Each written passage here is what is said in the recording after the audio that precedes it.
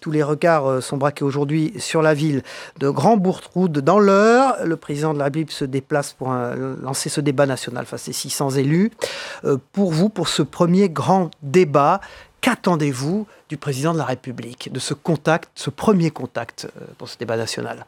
Bon, j'attends de sa part une clarification, parce que ce grand débat peut être utile. Il peut être utile.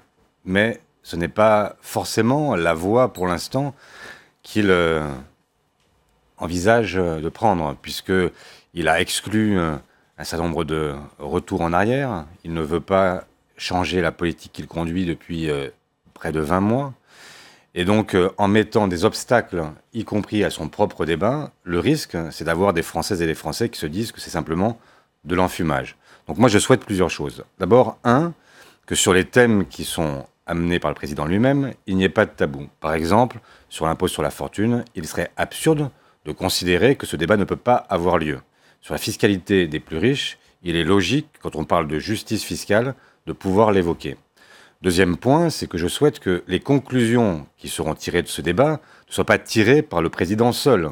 Ce serait là aussi absurde. Il ne veut pas être celui qui fait le tri seul entre ce qui est remonté, etc. Donc je souhaite qu'à l'issue du grand débat, il y ait une négociation, une conférence sociale qui permette de remettre autour d'une table les partenaires sociaux, les corps intermédiaires, les gilets jaunes aussi, et de faire en sorte qu'il y ait donc une négociation concrète pour les... Une conférence sociale, vous dites. Conférence sociale qui permette d'avoir ensuite des mesures issues de ce qu'aura été ce grand débat. Enfin, troisièmement, parce que je pense que les Françaises et les Français souhaitent avoir le dernier mot sur cette discussion, eh bien, qu'il puisse y avoir un référendum à choix multiples qui soit non pas la production du seul président, mais qui soit en fait la mise en question, la validation des différents compromis trouvés lors de cette négociation.